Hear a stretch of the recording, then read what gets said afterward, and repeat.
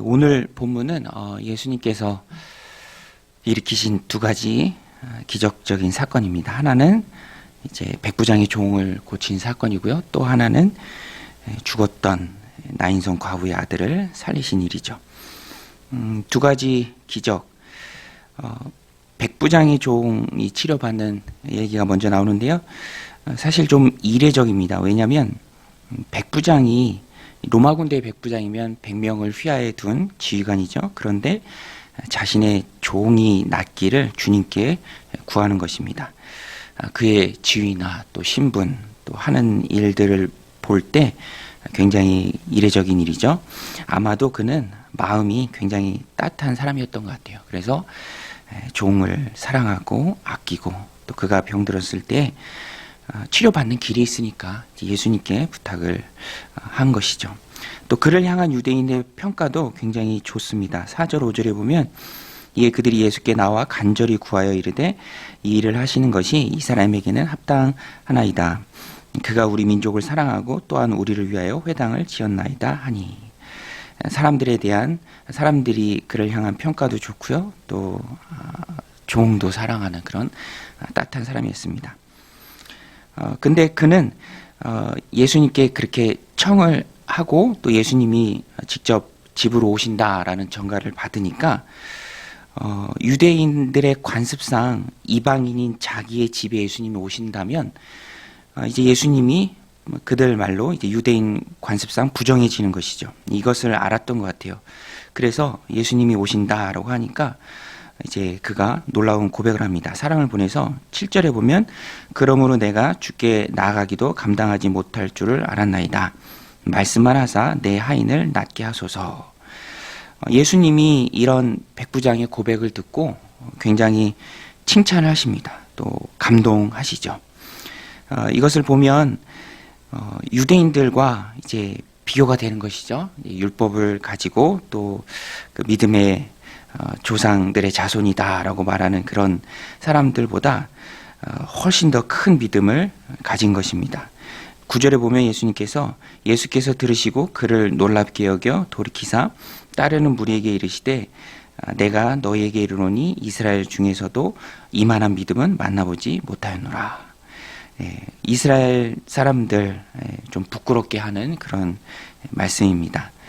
이방인 백부장 큰 믿음을 가졌다라고 예수님께서 칭찬하시죠. 믿음이 중요하다라는 것입니다. 오늘 우리도 이런 믿음을 하나님께서 더해 주시기를 우리가 구해야죠. 왜냐하면 믿음은 역사하는 힘이 정말로 큽니다. 그가 이방인이라 할지라도 종을 사랑하는 따뜻한 마음으로 주님께 구하고 또 그가 아주 단순하게 또 순전하게 주님을 믿었을 때 오늘 말씀 10절에 보면 그 결과가 나오죠. 보내었던 사람들이 집으로 돌아가매 종이 이미 나아 있더라. 어떤 배경보다 훨씬 더 중요한 것은 역사는 그 믿음 자체의 힘이라는 것입니다. 주님께서도 이런 백부장의 믿음을 감동하셨고요. 또 그의 믿음을 칭찬하시고 또 믿음대로 되었다라는 것입니다. 순수하고 강력한 믿음, 의심 없는 믿음이죠. 백부장은 이 예수님에 대한 완전한 신뢰를 가지고 있었습니다. 그렇죠. 우리가 처한 상황이나 또 어려움도 믿음 앞에서는 크게 문제가 되지 않는다라는 것입니다. 문제가 어려운 것이 아니고요. 또 상황이 복잡한 것이 아닙니다. 오늘 이 백부장도 종은 낳아야겠고 그러나 예수님은 또 우리 집에 오시면 부정하게 되는데 그 두 가지 문제죠. 이를 어떻게 해야 되나. 순전한 믿음으로 극복했습니다. 예수님께서 말씀만 하십시오. 나도 누군가에게 속해 있는 사람이고 또 누군가도 내 밑에서 내가 명령하면 다 듣습니다. 주님께서도 명령하시면 병이 떠나갈 줄 믿습니다. 그러니까 내 집에 오시지 않으셔도 되고요. 말씀으로만 해주십시오라고 그가 단순한 믿음으로 나갔을 때 놀라운 믿음의 역사가 있었다라는 것입니다. 오늘 우리가 겪고 있는 문제가 어려운 것이 아니고요. 상황이 복잡한 것이 아닙니다. 우리의 믿음이 적을 뿐이죠. 하나님께 구해서 하나님 백부장이 허락하셨던 그 믿음을 오늘 나에게도 허락해 주셔서 모든 상황, 복잡한 문제들 일순간에 해결할 수 있는 그런 믿음의 역사가 우리들 삶 가운데 있게 하여 주옵소서 구하는 저와 여러분들이 되시길 바랍니다.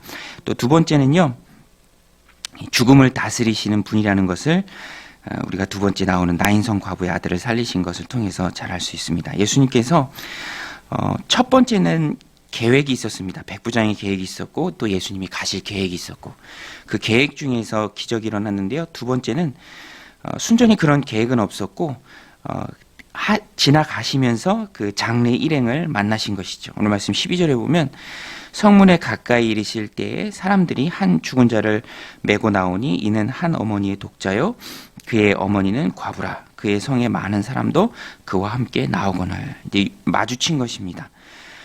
중요한 것은 뭐 계획이 있었든지 간에 아니면 그렇지 않았든지 간에 예수님을 만나면 문제가 해결되는 줄로 믿습니다. 예수님이 개입하시면 문제가 해결되는 것이죠. 여기서도 예수님이 만났습니다. 예수님이 만나셔서 그 모든 문제가 해결되는 과정이 있었다는 것이죠.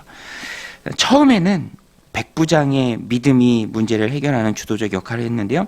여기서는 예수님의 긍휼이, 주님이 갖고 계신 긍휼이 문제 해결의 주도적인 역할을 했습니다. 오늘 말씀 13절에 보면 예수님께서 그 과부를 불쌍히 여기셨죠.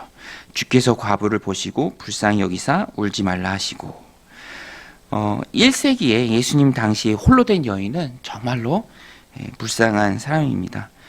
이미 남편은 죽었고요. 그가 의지하고 기댈 수 있는 아들도 독자 아들도 죽었습니다. 큰 슬픔이 있고요. 마음에 큰 슬픔이 있고요. 또 현실적으로도 앞으로 살아갈 일이 막막한 것이죠. 누군가 친척이 나서서 도와주지 않으면 이 여인은 정말로 하루하루를 살아갈 일이 막막한 것입니다. 그때 주님께서 그 여인을 긍휼히 여기시고 불쌍히 여기시고 죽었던 아들을 살려주시죠. 여인으로서는 상상하지도 못했던 그런 일들이 그 기적이 삶 가운데 벌어진 것입니다. 15절에 보면 죽었던 자가 일어나 앉고 말도 하거늘 예수께서 그를 어머니에게 주시니 너무너무 큰 기쁨이죠. 말로 형용할 수 없는 큰 회복이 있었다라는 것입니다. 앞부분에서 백부장에게 있어서는 믿음이 큰 주요한 역할을 했고요. 또 이 나인성 과부의 아들이 살아날 때는 주님이 가지신 긍휼의 마음이 큰 역사가 있었습니다. 주님께서 불쌍히 여기심은 그래서 큰 은혜죠. 은혜의 통로입니다. 바닥의 상황은요 절대로 부정적인 것은 아닙니다.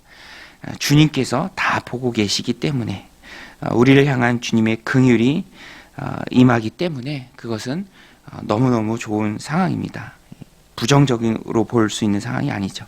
왜냐하면 가난한 심령으로 우리도 변하고요. 또 주님께서 우리를 긍휼히 여겨주시기 때문입니다.